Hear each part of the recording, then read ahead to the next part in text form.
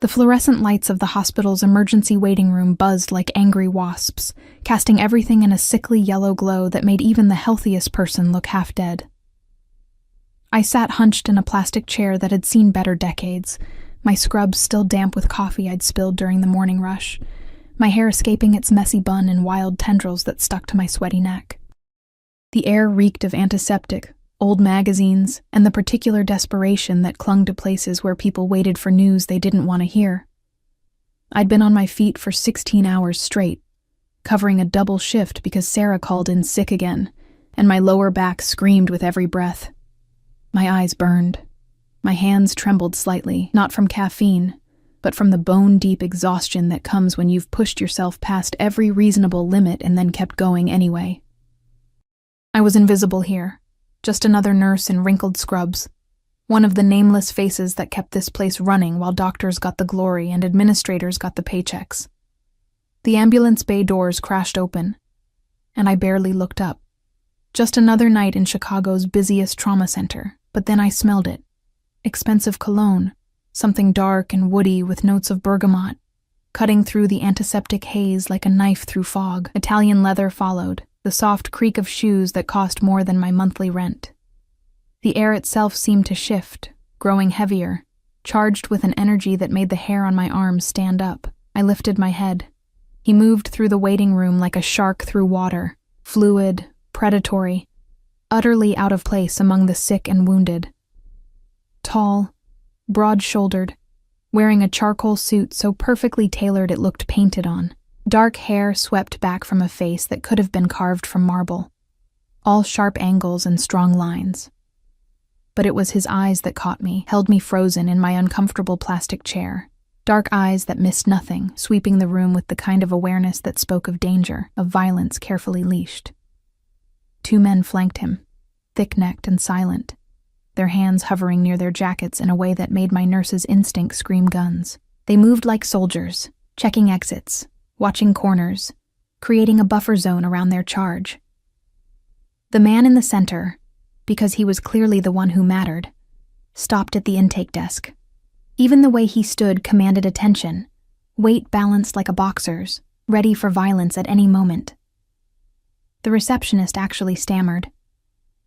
"I need to see Dr. Reeves," he said, and his voice was like whiskey and smoke, low and rough and utterly compelling. Now. Not a request. A statement of fact. I should have looked away. Should have minded my own business. Should have kept my head down like I always did. Like I'd learned to do growing up in the foster system. Like I'd perfected during 3 years of nursing school while working 2 jobs. Invisible. Safe. But I was so tired. So fucking tired that my brain had stopped filtering properly. "Dr. Reeves is in surgery," I heard myself say. "He'll be another 2 hours at least." Those dark eyes swung toward me, and I felt the impact like a physical thing. My breath caught. Up close, he was devastating. Not handsome in any conventional way, but compelling, magnetic, with a scar cutting through his left eyebrow and another along his jaw that spoke of a violent past. His gaze pinned me to my chair, and I saw him actually see me for the first time. Those eyes tracking from my exhausted face to my stained scrubs to my worn sneakers. Something flickered across his expression. Surprise, maybe. Interest. "Who are you?" he asked. "Nobody," I said automatically, then winced. "I mean, I'm Emma Ross. I'm a nurse here." "Emma." He said my name like he was tasting it, rolling it around in his mouth. "What happened to Dr. Reeves? Multi-car pileup on the Dan Ryan. 3 critical patients in the OR." I stood up, swaying slightly, and his hand shot out, fast, so fast, to steady my elbow. His touch burned through my thin scrub top, and I jerked back instinctively. "Sorry.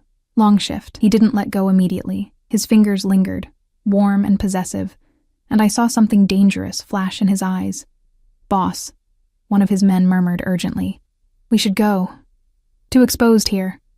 The man, boss, apparently, ignored him completely. "When did you last eat?" The question was so unexpected that I actually laughed, a slightly hysterical sound. "I don't." "What does that have to do with anything? Answer me." And God help me, I did. Something in his voice made it impossible not to. "Yesterday morning, I think." Before my shift started, his jaw tightened, a muscle ticking beneath the scarred skin. That's more than 24 hours. Yeah, well. I shrugged, trying for casual and probably failing. Welcome to nursing in America.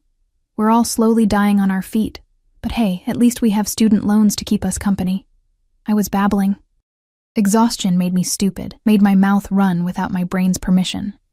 His men looked increasingly uncomfortable, shifting weight, hands definitely on weapons now.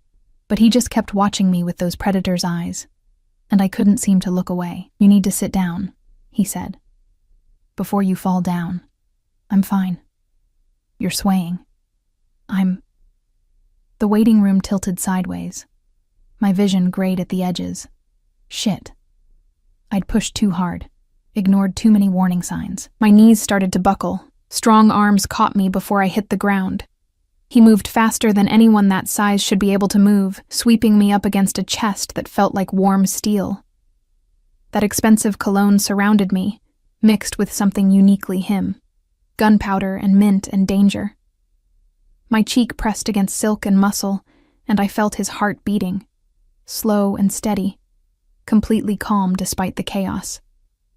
I've got you, he murmured, and the words vibrated through me. When was the last time someone took care of you, Emma? Never. The answer was never. But I couldn't say that. Couldn't admit how pathetically alone I was in this city of millions. So I did something incredibly stupid instead. I wrapped my arms around his neck and held on. Just hug me for a second, I whispered against his shoulder, too tired to care about propriety or consequences, or the fact that this man radiated danger like other people radiated heat. Please. I didn't know what I needed. Comfort. Warmth. Proof that I existed. That someone could see me. Really see me. Even for a moment. He went completely still. I felt it. Felt every muscle in his body lock down. Felt the sudden tension in his men. Felt the waiting room itself seem to hold its breath. His arms tightened around me fractionally, carefully, like I was something fragile that might shatter. Boss, one of the guards started. Quiet, he said, and the single word carried absolute authority. He held me. Right there in the emergency waiting room, in front of God and everyone, this dangerous stranger held me like I was precious. One large hand cupped the back of my head, fingers threading through my hair, and the other spread across my lower back, supporting my weight effortlessly. He smelled like money and violence and something darker, something that should have terrified me. It didn't. For those few seconds, I felt safe. Safer than I'd felt since I couldn't remember. Since before my parents died, maybe. Since before the foster homes and the survival and the endless, grinding loneliness of trying to make it in a world that didn't give a damn if you lived or died. What's your full name? He asked quietly, his breath warm against my temple. Emma Caroline Ross. I was so tired. So tired. Why? Just curious. His hand moved in my hair. Where are you Gentle, from, Emma Caroline Ross? Tender. Nowhere. Everywhere. I should pull away. I knew I should pull away, but his heart beat steady beneath my ear, and his arms were so warm, and I was so cold. Always so cold. Foster kid. Aged out at 18. Nursing school on scholarships and spite. No family? Not anymore. Something in his chest rumbled, not quite a growl, but close. How old are you? 23. You? Old enough to know better. There was dark amusement in his voice now, but apparently not old enough to be smart. I finally pulled back, or tried to. His arms loosened but didn't release me completely, keeping me steady on my feet. We were too close, his face inches from mine, and I could see gold flecks in those dark eyes. Could see the exact moment something shifted in his expression. Possession. That's what I saw. Raw, hungry possession. It should have scared me shitless. Instead, my traitorous body went warm all over. I started. Emma Ross. A security guard appeared at my elbow, young and nervous. Dr. Chen needs you in trauma 2. Stat. Reality crashed back. I stepped away from the stranger, and this time he let me go, though his hands lingered until the last possible second. I smoothed down my scrubs uselessly, aware I looked like hell, aware I'd just hugged a complete stranger in the middle of a hospital, aware that his men were staring at me like I was some kind of exotic creature that had wandered into their territory. "I have to go," I said unnecessarily. "I know." He reached into his jacket. His men tensed, I noticed, until they saw what he was pulling out. A business card, heavy stock, embossed. He pressed it into my palm, his fingers closing over mine. "Call me when your shift ends. I don't even know your name." His smile was sharp and dangerous, and absolutely devastating. Dante. Dante Castellano. The name meant nothing to me. Should it? His men exchanged looks that suggested it definitely should. "Okay," I said, because my brain had apparently stopped working entirely. "Dante. Emma Ross." The security guard sounded panicked now. "They need you now." I turned and ran, the business card clutched in my fist, my heart hammering against my ribs. I didn't look back. Couldn't. If I looked back, I'd see those dark eyes watching me, and I'd do something even stupider than I'd already done. I made it to Trauma 2, scrubbed in, focused on the GSW patient bleeding out on the table, but my mind kept drifting back to expensive cologne and dangerous hands and the way he'd held me like I mattered. It was only later, during my break at 3 a.m., that I Googled his name. The results made my blood run cold. Dante Castellano, head of the Castellano crime family. Suspected in 17 murders, though nothing had ever stuck. Controlled most of Chicago's South Side, with fingers in everything from construction to politics. Dangerous, ruthless, untouchable. And I'd hugged him. Asked a Mafia boss to hold me. The business card felt like it was burning a hole in my pocket. I should throw it away. Block the number. Forget this ever happened. Instead, at 6 a.m., when my shift finally, mercifully ended, I found myself in the parking garage, staring at my ancient Honda Civic with its rusted bumper and check engine light that had been on for 6 months. Dawn was breaking over the Chicago skyline, painting everything in shades of pink and gold. My phone buzzed. Unknown number. "Did you eat yet?" I should have been terrified, should have called the police, should have done literally anything except what I did. I texted back, "No." The response was immediate. "Where are you?" "Hospital parking garage. Level 3. Stay there." 10 minutes later, a black SUV with tinted windows pulled up beside my car. The back door opened. Dante Castellano looked at me from the leather interior, still wearing that perfect suit, still radiating danger. "Get in, Emma," he said quietly. "Let me feed you." I thought about my empty apartment, my student loans, my bone-deep loneliness. The way he'd held me like I was something worth protecting. I got in. The door closed behind me with the solid thunk of expensive engineering. And as the SUV pulled away, I realized I'd just made a choice that would change everything. I just didn't know how much, not yet. But I would. God, I would. The SUV's interior smelled like leather and wealth, a world away from my car's perpetual scent of old French fries and desperation. Dante sat across from me in the spacious back seat, one arm draped casually along the top of the leather, his dark eyes tracking every micro-expression that crossed my face. The driver was silent, separated from us by a privacy screen. One of his guards sat in the passenger seat. I could see the back of his thick neck, the way his head moved constantly, scanning, watching. "Seatbelt," Dante said, and I realized I'd forgotten to put it on. My hands shook slightly as I fumbled with the buckle. Adrenaline was catching up with exhaustion, making my fingers clumsy. He leaned forward without warning, his hands covering mine, warm and steady and sure. He clicked the seatbelt into place himself, his face inches from mine, close enough that I could see the individual lashes framing those dangerous eyes. "Thank you," I whispered. "You're trembling." He didn't move back. "Are you afraid of me, Emma?" I should have said yes. Any sane person would have said yes. But exhaustion had stripped away my filters, left me raw and honest. "I don't think so. I should be, shouldn't I?" Something dark and satisfied flickered across his expression. Probably. He finally sat back, giving me space I wasn't sure I wanted. But I'm glad you're not. The SUV moved smoothly through Chicago's early morning streets. Through the tinted windows, I watched the city wake up. Delivery trucks, early commuters, homeless people huddled in doorways. My city. The place I'd struggled to survive in for 5 years, fighting for every inch of ground. Where are we going? I asked. Somewhere safe. He pulled out his phone, typed something with quick, efficient movements. Somewhere you can eat without being interrupted. I have to sleep sometime. I work again tonight. His jaw tightened. Tonight? You just worked a double. Short-staffed. I need the money. I didn't know why I was telling him this. Maybe because he'd held me.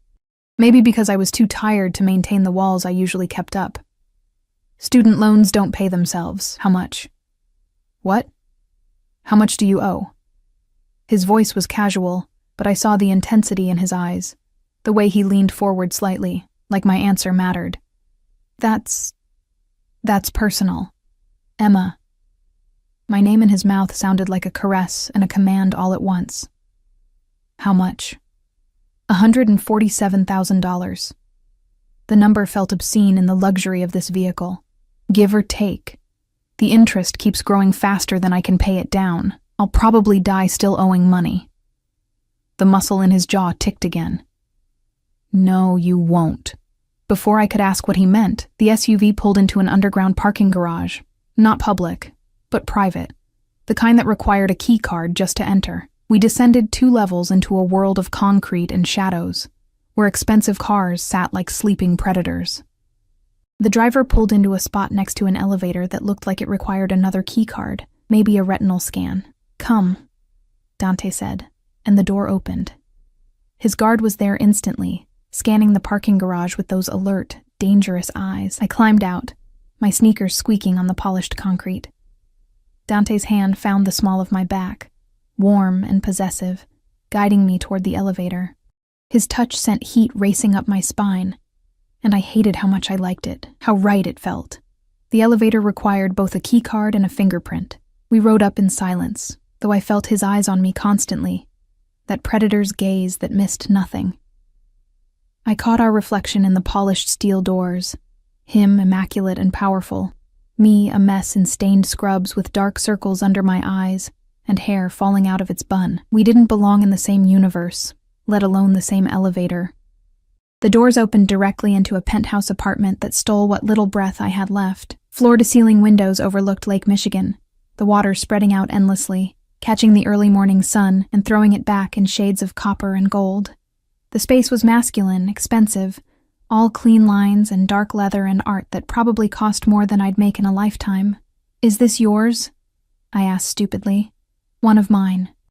He guided me deeper into the apartment, past furniture that looked like it belonged in a museum, toward an open kitchen that gleamed with stainless steel and marble. I have several properties, security reasons. Right, because he was a crime lord, a mafia boss, a man who probably had people killed before breakfast. I should run, should scream, should do literally anything except stand here in his kitchen watching him shrug off his suit jacket and roll up his sleeves, revealing forearms corded with muscle and marked with scars. Sit, he said, pointing to a bar stool at the massive marble island. I sat. My body was past the point of arguing with direct commands. He moved around the kitchen with surprising efficiency, pulling ingredients from a refrigerator that looked like it cost more than my car. Eggs, butter, bread, cheese. His hands were quick and sure, no wasted movement, and I found myself mesmerized by the casual domesticity of it. This dangerous man making me breakfast. You cook? I asked. My mother insisted all her children learn. A small smile touched his lips, there and gone. Said a man who couldn't feed himself was no man at all. Is she still around? No. The word was flat, final. She died when I was 17, cancer. I'm sorry. He cracked eggs into a bowl with one hand, the movement practiced and precise. Don't be. It was a long time ago. His eyes found mine. Tell me about your parents. I should have deflected. Should have kept my walls up, but something about him, the way he'd held me, the way he looked at me like I was the only person in the world, made me want to talk. Car accident. I was 8. The words came out flat, matter of fact, the way they always did. Drunk driver. They died on impact, or so they told me. I went into the system after that, foster homes. I shrugged. You know how that goes? No. He added butter to a pan, the sizzle loud in the quiet kitchen. I don't. Tell me. So I did. I told him about the first family who only wanted the check, the second who had too many kids already and no time for one more, the third where the dad had hands that wandered. I told him about learning to be invisible, to take up no space, to survive on scraps and willpower, about aging out at 18 with nothing but a garbage bag full of clothes and a determination to be something more than another statistic. He listened while he cooked, his face impassive, but his hands growing rougher with the ingredients, cracking the eggs harder than necessary, whisking with barely contained violence. The family with the father, he said quietly, dangerously. What was his name? It doesn't matter. That was 10 years ago. His name, Emma. The way he said it made my stomach clench with something that wasn't quite fear. Richard Morrison. But I only stayed there 3 months before they moved me. It's fine. I'm fine. You're not fine. He plated the eggs, perfectly fluffy omelets with cheese and herbs I couldn't identify. Set one in front of me with toast that looked homemade. You work yourself to death. You don't eat. You don't sleep. You're alone in a city that will chew you up and spit you out without a second thought. I'm surviving. Surviving isn't living. He sat across from me, his own plate untouched, watching me with those intense dark eyes. Eat. I picked up the fork. The omelet was perfect, melting on my tongue, and I realized I was actually starving. I ate like someone who'd just remembered food existed, shoveling it in without grace or manners. He watched every bite, that possessive look growing stronger. When do you work again? He asked. Tonight, 7 p.m., that gives you 12 hours. He pulled out his phone, typed something. You'll sleep here. I nearly choked on my toast. What? No, I can't. You're dead on your feet, Emma. You'll crash driving home. He said it like it was already decided. There's a bedroom down the hall, clean sheets, blackout curtains. You'll sleep, and when you wake up, we'll talk. Talk about what? Everything. He stood, moved around the island toward me, and my heart kicked into overdrive. He stopped close enough that I had to tilt my head back to meet his eyes. You hugged me last night, asked a stranger to hold you. Do you make a habit of that? No. My voice came out breathy. Never. I don't know why I did that. I do. His hand came up, and I thought he'd touch my face, but he stopped just short, his fingers hovering near my cheek. You recognized something in me. The same thing I recognized in you. What's that? Loneliness. The word hung between us, raw and honest, the kind that doesn't go away no matter how many people surround you, the kind that makes you invisible even in a crowded room. My throat tightened. You're not lonely. You have people, guards, family, probably. I have employees, soldiers, people who fear me or want something from me. His hand finally made contact, his thumb brushing across my cheekbone with devastating gentleness. But lonely? Yes, Emma. I'm fucking lonely. Have been for longer than I care to admit. I couldn't breathe. Couldn't think. His touch was doing things to me, making me want things I had no business wanting from a man like him. I should go, I whispered. No. Not a command this time. A plea. Stay. Sleep. Let me. He paused. Let me take care of you. Something vulnerable flickering across his hard face. Just for today. Every survival instinct I'd honed over 23 years screamed at me to run. This man was dangerous. This situation was insane. I didn't know him. Didn't know what he wanted from me or what price I'd pay for accepting his help. But God, I was so tired of fighting alone. Okay, I heard myself say. Just for today. His smile was small but genuine, transforming his face from dangerous to devastating. "Come on, I'll show you the bedroom." He led me down a hallway lined with more expensive art, to a bedroom that was bigger than my entire apartment. The bed was massive, dressed in what looked like Egyptian cotton in shades of charcoal and cream. The blackout curtains he'd mentioned were already drawn, making the room a peaceful cave. "Bathroom's through there." He pointed to a door. "Help yourself to anything you need. I'll be in my office if you need me." He turned to leave, and before I could stop myself, I caught his hand. He froze, looking down at where my small hand gripped his larger one. "Thank you," I said quietly. "For all of this, the food, the place to sleep, for seeing me." Something blazed in his eyes, hot and possessive and hungry. He lifted my hand to his lips, pressed a kiss to my knuckles that sent electricity shooting up my arm. "I see you, Emma Caroline Ross. Believe that." Then he was gone, closing the door quietly behind him, and I was alone in a Mafia boss's penthouse bedroom, wondering what the hell I'd gotten myself into. I used the bathroom, marble and gold fixtures, and a shower that probably had better water pressure than my entire apartment building. Found a t-shirt in the closet that smelled like him, like danger and expensive cologne. Put it on because my scrubs were disgusting and I was too tired to care about boundaries. I fell into that massive bed and was asleep before my head fully hit the pillow. I dreamed of dark eyes and dangerous hands and the feeling of being held like I mattered. When I woke, everything would be different. I just didn't know how much. Not yet. I woke to shadows and silk, disoriented and aching. For a moment, I didn't know where I was. The bed was too soft, the sheets too expensive, the darkness too complete. Then memory crashed back. The hospital, the hug, Dante Castellano and his dangerous eyes. I grabbed my phone from the nightstand. 4:47 p.m. I'd slept for almost 9 hours straight, the kind of deep, dreamless sleep I hadn't experienced in months. My body felt heavy, reluctant to move, but my shift started in 2 hours, and I needed to get home, shower, change into clean scrubs. The bedroom door was closed, but I could hear sounds from elsewhere in the penthouse. Low voices, the clink of glass, footsteps. I slid out of bed, suddenly hyper-aware that I was wearing nothing but his t-shirt and my underwear, the fabric hanging to mid-thigh. My scrubs were folded neatly on a chair. I didn't remember putting them on. Someone had been in here while I slept. That should have terrified me.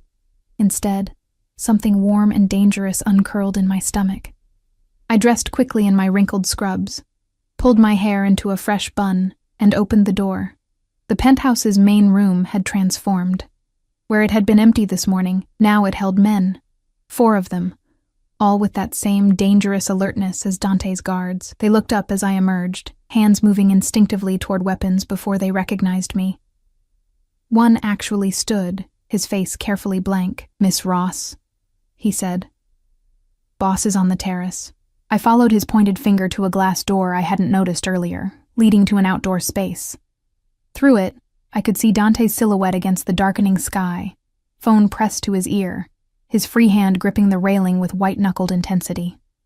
I shouldn't interrupt. Should just leave, sneak out while he was distracted, but I'd never been good at doing what I should. I stepped onto the terrace. The Chicago skyline spread out before me, lights beginning to sparkle as dusk settled over the city. The air was cool, carrying the scent of the lake and the distant sounds of traffic. Dante stood at the railing, still in his dress pants and white shirt from this morning, though he'd lost the tie and his sleeves were rolled up. "I don't give a fuck what Marco thinks," he said into the phone, his voice ice cold. "He takes the deal, or I take his territory. Those are his options." A pause, then make him understand. "I want an answer by midnight, or things get messy." He ended the call, slipped the phone into his pocket, and turned. Those dark eyes found me immediately, and I watched his entire demeanor shift, the cold violence bleeding away, replaced by something warmer, hungrier. "You're awake," he said. "I need to get home. My shift starts soon." He moved toward me, predatory and purposeful, and I fought the urge to step back. He stopped close, too close, invading my space in a way that should have felt threatening. but instead felt like coming home. "You slept well?" he asked. "Yes, thank you. For everything. But I really should—" "You're not driving." He said it like a fact, absolute and unchangeable. "Marco will take you home, then to the hospital. He'll wait in the parking garage and drive you back here when your shift ends." "Back here?" "Dante, you can't afford your apartment." He said it bluntly, without cruelty, just stating a fact he clearly already knew. "I had someone look into it while you slept. You're 3 months behind on rent. Your landlord filed eviction papers yesterday." The blood drained from my face. "You had someone— You investigated me?" "I protect what's mine." He said it simply, like it explained everything. "And you became mine the moment you put your arms around me and asked me to hold you. I'm not yours." My voice shook. "I don't even know you." "You know enough." His hand came up, cupping my face with a gentleness that contradicted everything I knew about him. "You know I see you. You know I want to take care of you. You know that something happened between us in that hospital, something neither of us was looking for but both of us need. This is insane. Probably." His thumb traced my lower lip, and my breath caught. "But you're not running. Why is that, Emma?" "Because I was tired of being alone." Because he looked at me like I mattered. Because for the first time in my adult life, someone wanted to take care of me instead of taking from me. I couldn't say any of that. "I have to go to work." "I know." He dropped his hand, stepped back, and I immediately mourned the loss of his touch. "Marco will drive you. But Emma?" His voice dropped, dangerous and possessive. "You're coming back here tonight, not to your apartment. Here. That's not negotiable. You can't just—" "I can. I am." He pulled out his phone, showed me a screen I didn't understand at first. "Bank transfers. Numbers with too many zeros. Your student loans are paid. Your rent is current through the end of your lease. Your car is being serviced and will be returned tomorrow, fully repaired." I stared at the screen, my brain refusing to process what I was seeing. That's over $150,000. Pocket change. I can't accept this. I can't. My voice cracked. "Why? Why would you do this?" "Because you're mine now." He said it with such conviction, such absolute certainty. "Because I'm going to take care of you, Emma. Whether you think you want it or not, whether it makes sense or not, you fell into my arms asking for comfort. And I'm going to give you everything you've ever needed and more things than you knew to ask for." I don't understand. Tears pricked my eyes, hot and unwelcome. People don't just— This doesn't happen in real life. It does now. He pulled me against his chest, and I went, helpless against the magnetic pull of him. His arms wrapped around me, strong and sure, and I felt that same sense of safety I'd felt in the hospital. "You're not alone anymore. Get used to it." I should have fought, should have argued, should have maintained some dignity. Instead, I buried my face in his chest and let him hold me while I cried. For the relief of not being crushed under debt. For the terror of owing this dangerous man something I couldn't name. For the sheer overwhelming reality that my life had just changed in ways I couldn't begin to understand. "I've got you," he murmured into my hair. "I've got you, baby. You're safe now." The endearment should have felt wrong. We'd known each other less than 24 hours. But it didn't. It felt right, inevitable, like we'd been moving toward this moment since before we met. Eventually, I pulled back, wiping at my face with shaking hands. "I have to work." "I know." He smoothed my hair back from my face with gentle hands. "Go. Marco will take care of you. But Emma?" His expression turned serious, deadly. "If anyone at that hospital gives you trouble, if anyone makes you feel unsafe or disrespected, you tell me immediately. Understood? Dante?" "Understood?" The command in his voice made me shiver. "Yes, good girl." The praise made heat pool low in my belly. "Now go, before I decide to keep you here instead." Marco drove a different SUV, equally black, equally bulletproof looking. He was polite, but silent, his eyes constantly scanning the streets as we headed toward my apartment building. I'd given him the address reluctantly, embarrassed by the neighborhood, the peeling paint on the building's facade, the broken security door. He didn't comment, Just pulled up to the curb. "I'll wait here, Miss Ross. Take your time." My apartment looked even more depressing than usual after spending the day in Dante's penthouse. The studio was barely 400 square feet. The furniture was secondhand, and the radiator clanked like it was possessed. But it was mine. Bought with my own money. Survived in through my own grit. Except it wasn't mine anymore, was it? Dante had paid my rent, paid my loans, made me dependent on him with the stroke of a pen. I should have been angry, should have felt trapped. Instead, I felt lighter than I had in years. I showered quickly, changed into clean scrubs, grabbed my bag. As I locked the door behind me, I wondered if I'd ever sleep here again. Marco was exactly where he'd said he'd be. He drove me to the hospital in silence, pulling up to the employee entrance at exactly 6:55 p.m. "I'll be in the parking garage level 3. When you're ready, Miss Ross," he said. "You're just going to wait for 12 hours? Boss's orders." He said it like that explained everything. Maybe it did. I walked into the hospital in a daze, my mind spinning. Sarah was at the nurse's station, looking harried as usual, her blonde hair escaping its ponytail. "Emma, thank God, we're slammed tonight." Then she really looked at me. "Holy shit, you actually slept. You look almost human." "Gee, thanks. I'm serious. What happened? You meet a guy or something?" She said it jokingly, but I felt my face heat. "Or something," I muttered. "Oh my God, you did. Tell me everything. Is he hot? Where'd you meet him?" "Sarah, we're about to start shift." "Emma Ross?"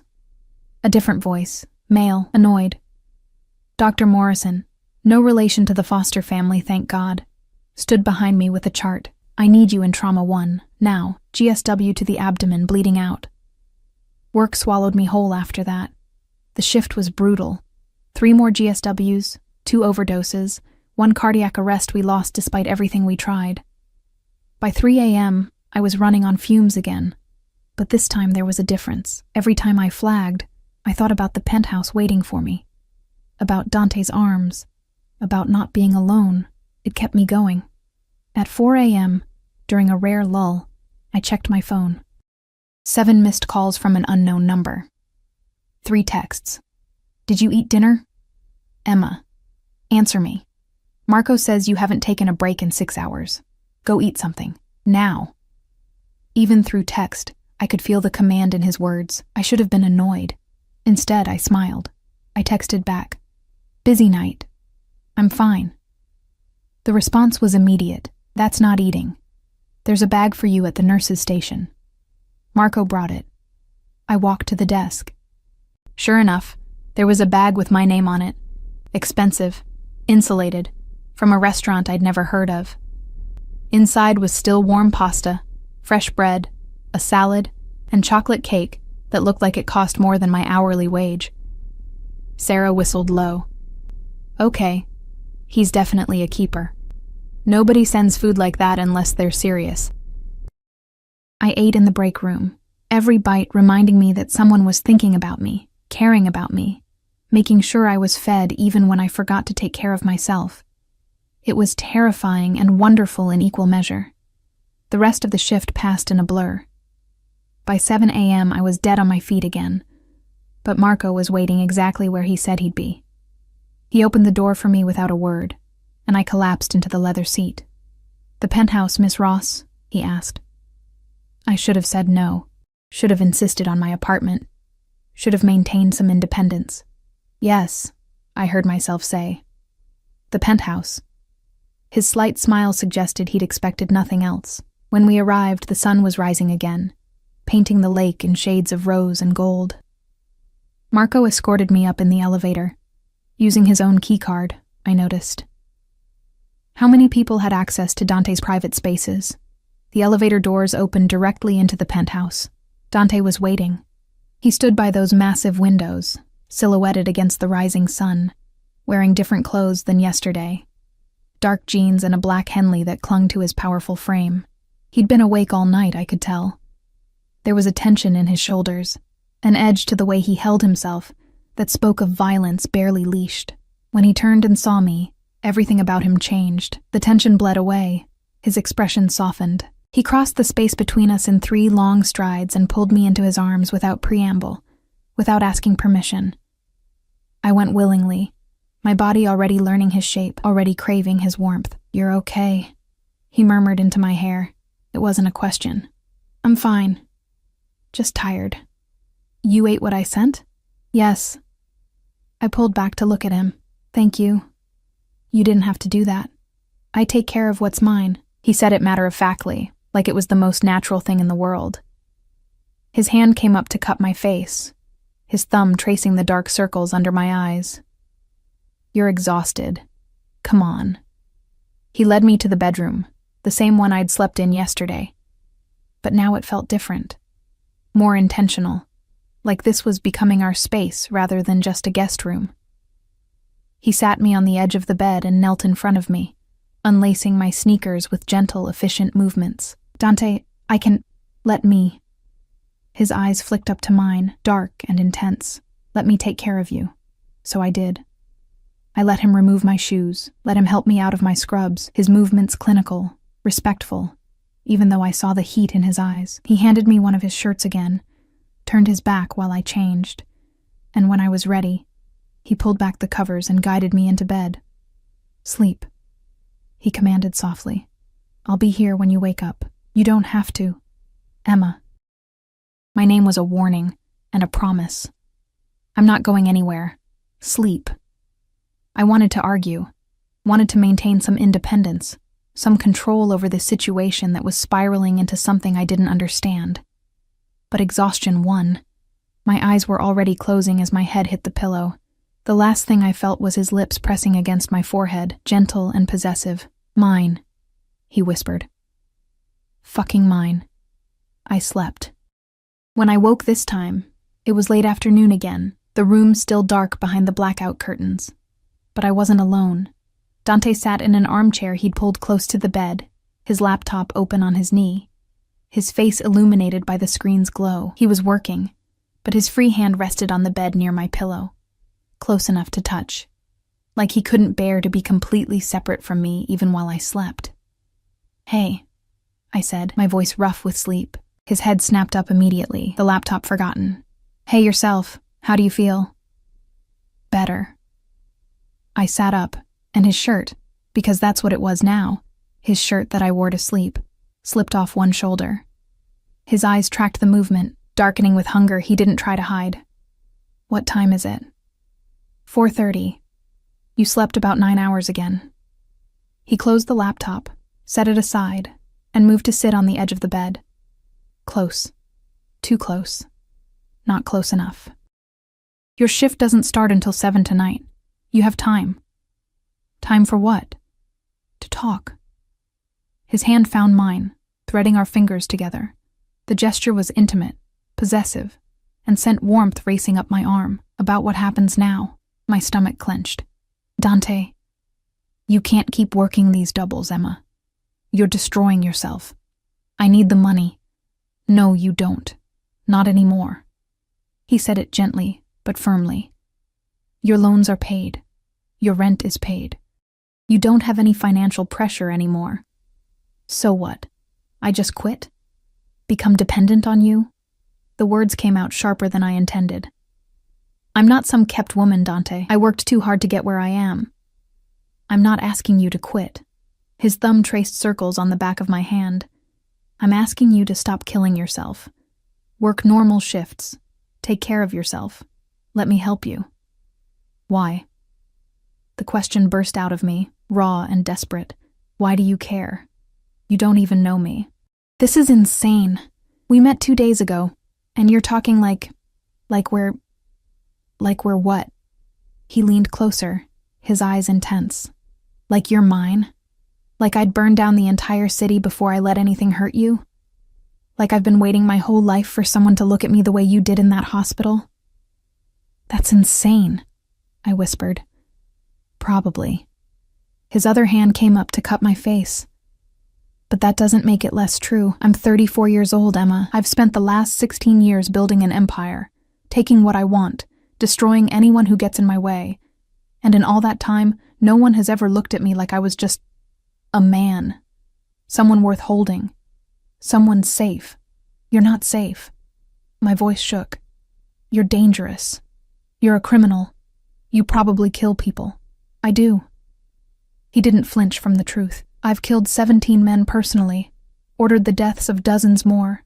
I deal in violence and fear and control. I'm not a good man, Emma. I won't pretend to be. I should have run. Should have been horrified. Should have called the police. Instead, I asked, why did you kill them? Something flickered in his eyes. Surprise, maybe. Respect. Because they threatened my family, my territory, my people. In my world, you protect what's yours or you lose everything. And now I'm yours? I couldn't keep the tremor from my voice. Yes. Simple. Absolute. From the moment you asked me to hold you, you became mine, and I protect what's mine, Emma. Always. I don't understand this. Tears pricked my eyes again. I don't understand how this happened, or what you want from me, or why I'm not terrified right now. You're not terrified because you feel it too. He leaned forward until our foreheads touched, his breath warm against my lips. This thing between us, this recognition. You're just as lonely as I am. Just as tired of fighting alone. Just as desperate for someone to see you. He was right. God help me, he was right.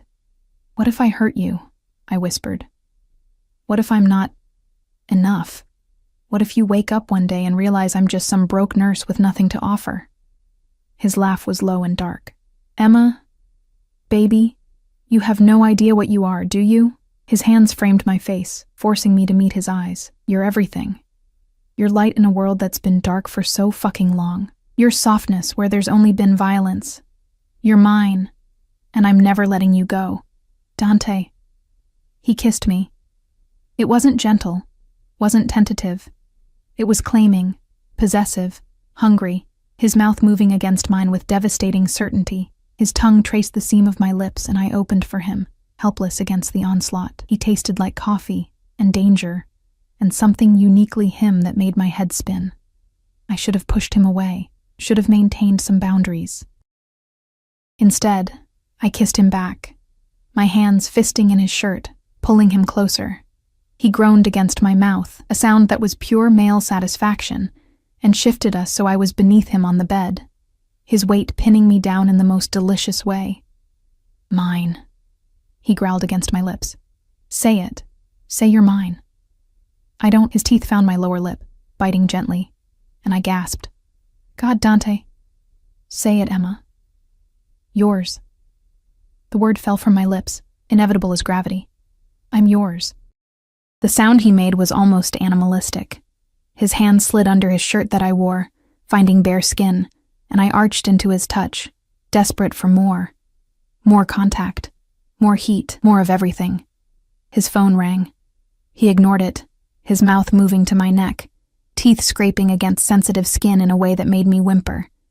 It rang again. Dante, I gasped.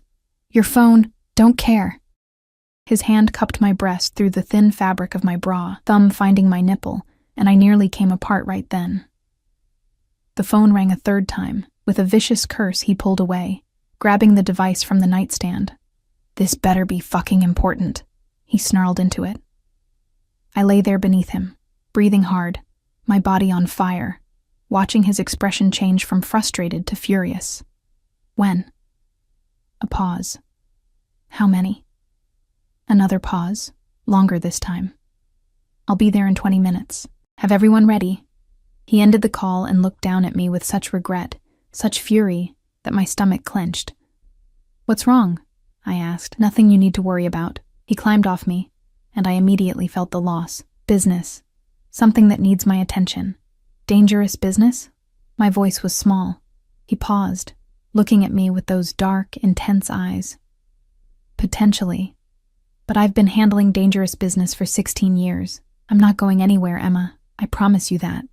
He helped me sit up, pressed a kiss to my forehead that felt like a brand. Stay here. Marco will be outside if you need anything. I'll be back as soon as I can. How long? A few hours. Maybe more. His jaw tightened. There's food in the kitchen. Anything you want is yours, but Emma..." His voice dropped, commanding, "You don't leave this penthouse, not until I get back. Understood? Am I a prisoner? You're protected." He cupped my face, forcing me to meet his eyes. "Someone's been asking questions about you. Someone connected to my world. Until I know who and why, you stay here where you're safe." Fear spiked through me. "What kind of questions? Nothing for you to worry about. I'm handling it." He kissed me again, hard and possessive. "Stay here. Be safe. I'll be back before your shift starts." Then he was gone, the door closing behind him with a quiet click that sounded like a cell door locking. I sat on the bed in his shirt, my lips still swollen from his kisses, my body still aching for his touch, and wondered what the hell I'd gotten myself into. Hours passed. I explored the penthouse, carefully, guiltily, like I was trespassing even though he'd told me everything was mine. The kitchen was fully stocked with food I didn't know how to prepare. The living room had a view that never stopped being breathtaking. There was a study with floor-to-ceiling bookshelves, and I found myself drawn to it. The books surprised me. Not business texts or crime novels, but literature, poetry, philosophy. A worn copy of The Count of Monte Cristo, with notes in the margins in handwriting I recognized as Dante's. I was curled up on the leather sofa in his study, reading his annotated copy of Dumas, when I heard voices from the main room. "Sure she's the right play, boss?" A male voice, unfamiliar. "She's a nobody. No connections, no family. Using her as bait is..." "She's not bait." Dante's voice, cold as winter. "She's off limits. Make sure everyone understands that. But if Vitale thinks..." "I don't give a fuck what Vitale thinks. Emma is mine. Anyone who touches her, anyone who even looks at her wrong, I'll gut them personally. Are we clear?" "Crystal, boss." I sat frozen on the couch, the book forgotten in my lap. Bait? Vitale? What the hell was happening? The door to the study opened. Dante stood there, still in his jeans and Henley, but now there was blood on his hands, not a lot. Just smears across his knuckles, like he'd hit someone. Hard. His eyes found me, tracked to the book in my lap, and something softened in his expression. "You're reading my books," he said. "I'm sorry, I shouldn't have. I like it." He crossed to me, sat on the edge of the couch, close enough to touch. "What do you think?" "I think Edmond Dantes was consumed by revenge." I looked at the blood on his hands. "I think it destroyed him even as he destroyed his enemies. Maybe." Dante followed my gaze to his knuckles. "Or maybe revenge was all he had left. Maybe it was the only thing keeping him alive." "Is that what you are?" I asked quietly. "Consumed by revenge?" "I was." He reached for my hand, and I let him take it despite the blood, despite everything. "Before you. Now. Now I have something else to live for, Dante." That man said. "You heard that." It wasn't a question. "Who's Vitale? Why would he..."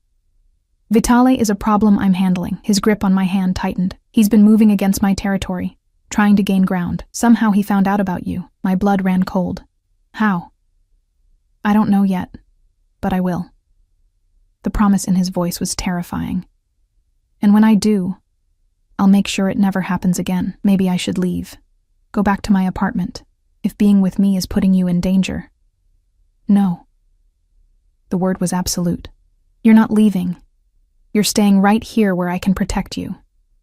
I'm not some damsel who needs..." "Yes, you are." He pulled me into his lap, and I went, because fighting felt pointless. His arms wrapped around me, strong and sure. "You're mine to protect, Emma. Get used to it. This is crazy. I know." He pressed his face into my neck, breathing me in. "But it's too late now. You're in this. You're in me. And I'm not letting go. I should have fought. Should have maintained some independence. Instead, I wrapped my arms around his neck and held him back. Just as tight. Just as desperate. We stayed like that until it was time for my shift, wrapped around each other in his study, the Chicago skyline glittering outside the windows, the world closing in around us whether we wanted it to or not. Marco drove me to the hospital again, but this time there was a second SUV following us. More guards, more protection. The weight of Dante's world was closing around me like a fist, and I didn't know whether to feel safe or trapped. Maybe both. The shift was quieter than the previous 2 nights. A blessing I wasn't sure I deserved. Between patients, I found my mind wandering to Dante, to the blood on his hands, to the way he'd held me in his study like I was the only thing keeping him human, to the danger I'd apparently brought into his life just by existing. At 2 a.m., Sarah cornered me in the break room. "Okay, spill. Who is he?" "What?" "The guy. The one who's had you glowing for the past 3 days despite working yourself to death." She grinned. "Come on, Emma. I've known you for 2 years. You've never looked like this." "Like what?" "Like someone's actually taking care of you for once." Her expression softened. "It's good to see. You deserve it." Did I? I wasn't sure anymore. My phone buzzed. A text from Dante. "How's your night?" I smiled despite myself, typing back. Quiet. Boring, actually. Good. Boring is safe. I like safe when it comes to you. "How's your night?" A longer pause this time. Then, handled. Don't worry about it. Which meant violent. Which meant someone had probably gotten hurt because of me, because of whatever threat this Vitale represented. Earth to Emma? Sarah waved a hand in front of my face. "You're doing it again. That dopey smile thing. Shut up," I muttered. But I was still smiling. The rest of the shift crawled by. By 7 a.m., I was ready to collapse again, my body running on fumes despite the better sleep I'd been getting.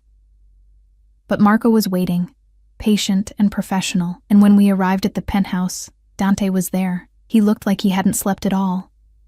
His jaw was shadowed with stubble, his eyes rimmed with red, and there were new bruises on his knuckles.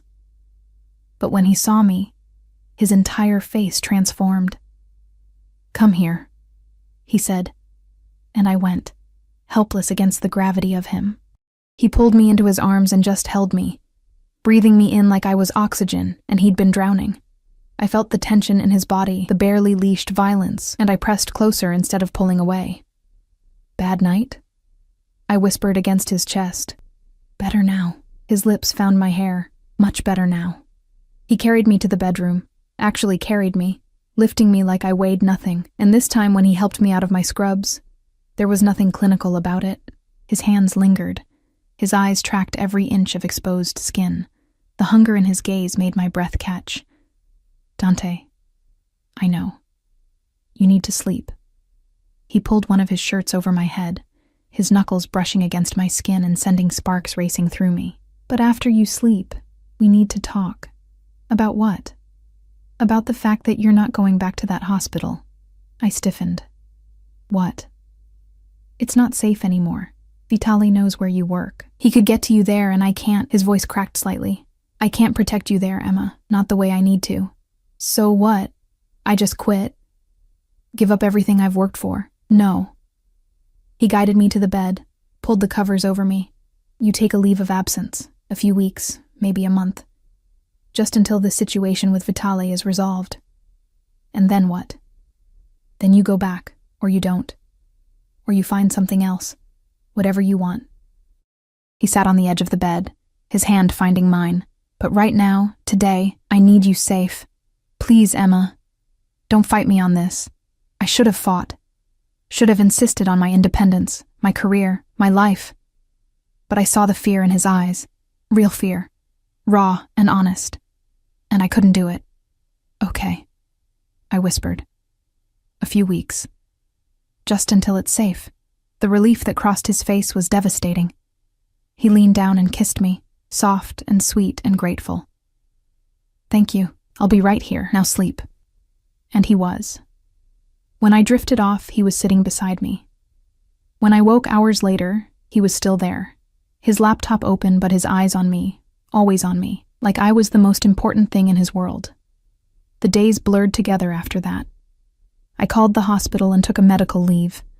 Not hard to arrange given how many hours I'd been working. Dante's world swallowed me whole. I learned the rhythms of his life, the dangerous dance of power and violence that governed his days. Men came and went from the penthouse. Meetings happened behind closed doors.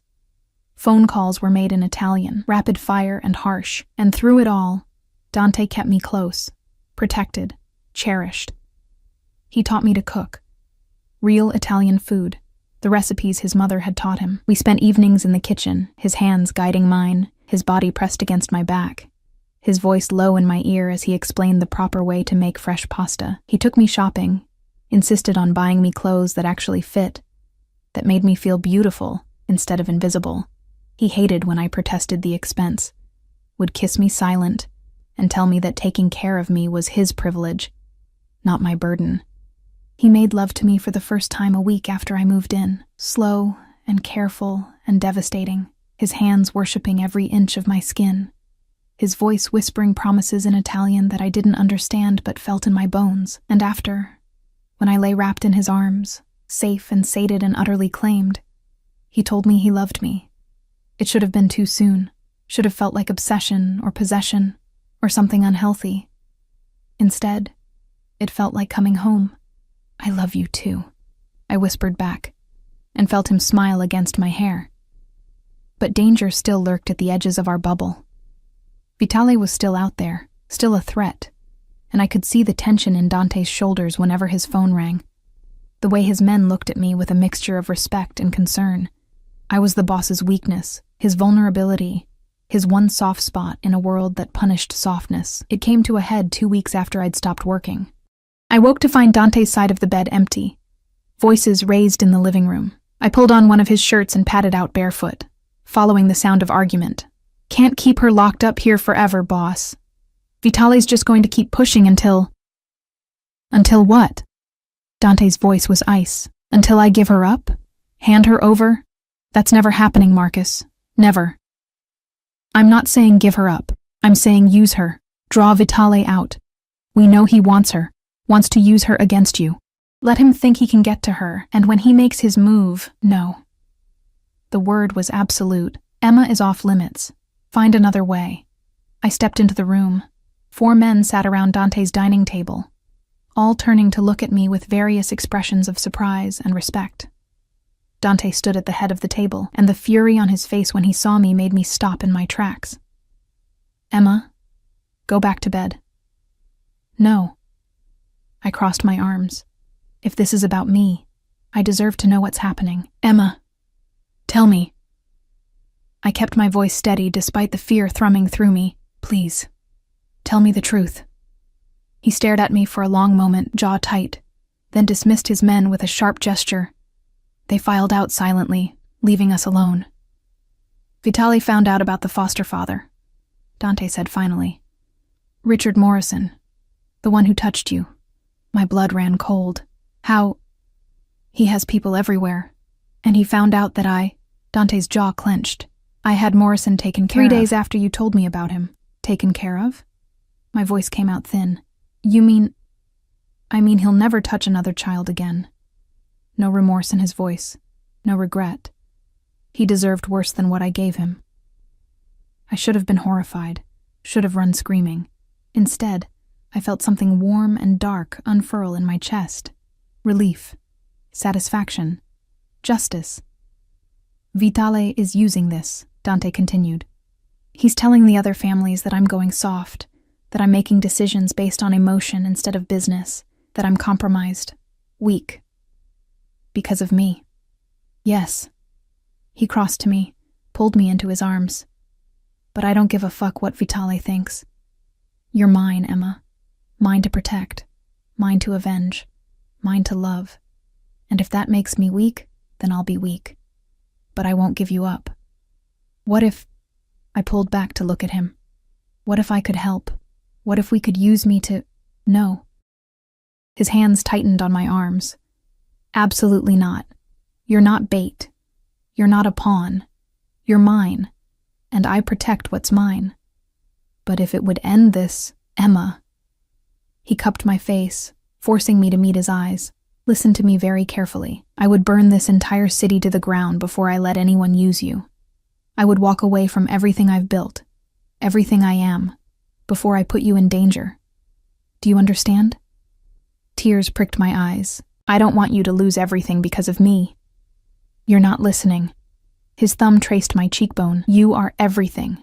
The business, the power, the respect. None of it means shit if I don't have you. You're what I was missing my whole life, Emma. You're what makes all of this worth it. So what do we do? A slow, dangerous smile crossed his face. We end this. Tonight. I'm done playing defense. It happened fast after that. Dante made calls, issued orders, and his apartment transformed into a war room. Men arrived, more than I'd ever seen before, all armed, all deadly serious. They treated me with careful respect, calling me Miss Ross or ma'am, their eyes always sliding away from direct contact. I was the boss's woman, untouchable, sacred. Dante wanted me to stay in the bedroom, locked away and safe. I refused.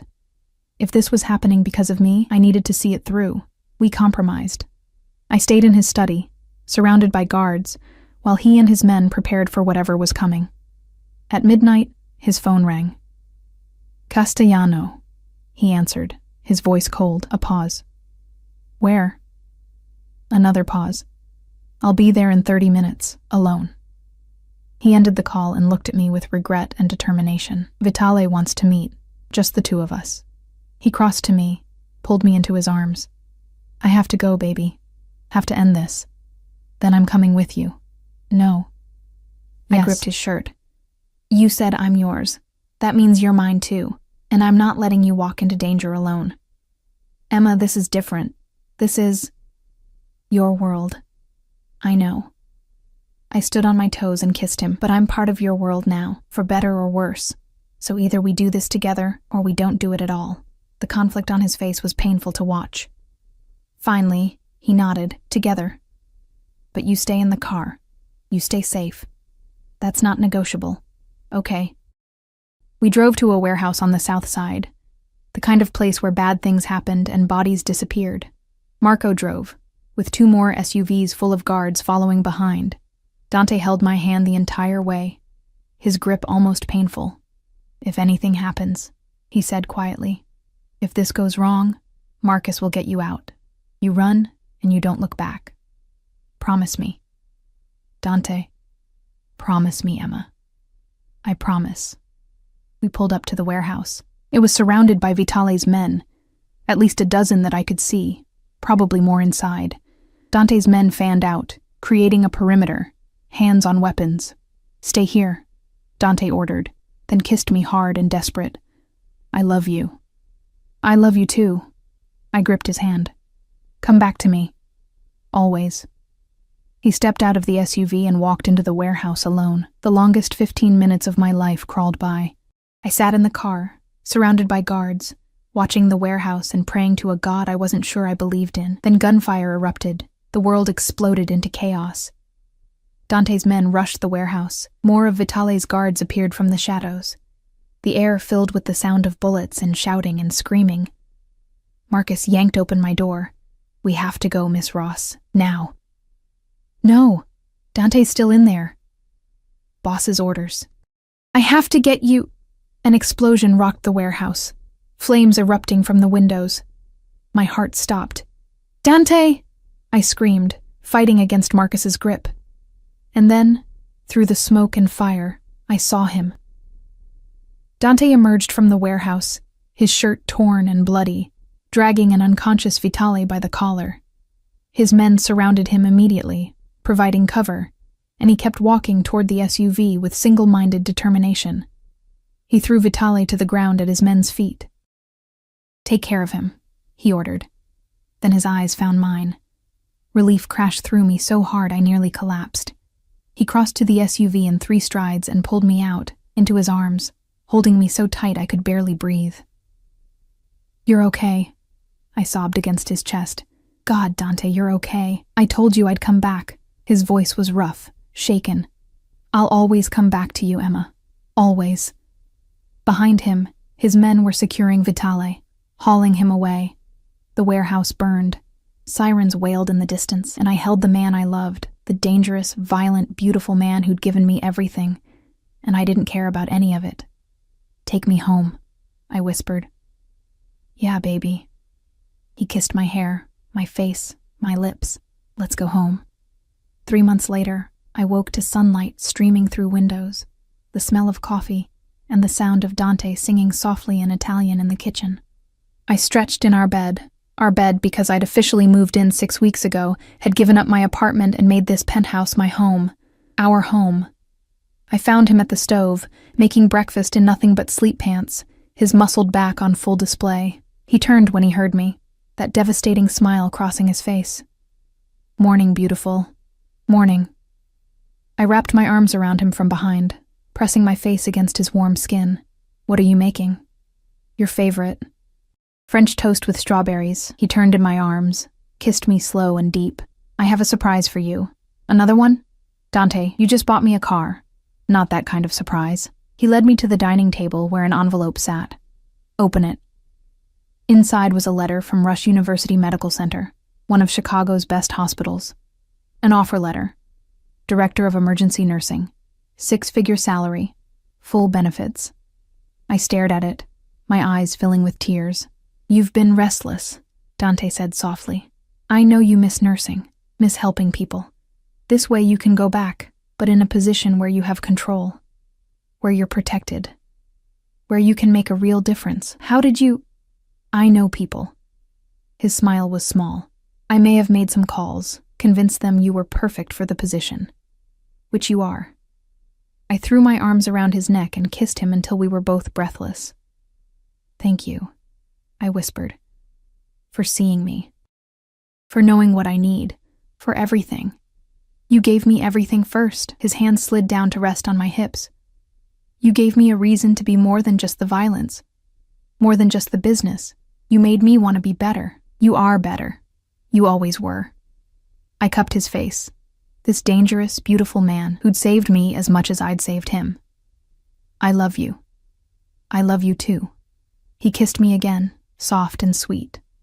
More than anything in this world. Outside, Chicago sprawled in the morning light. Somewhere, Dante's men were handling business, maintaining the empire he'd built.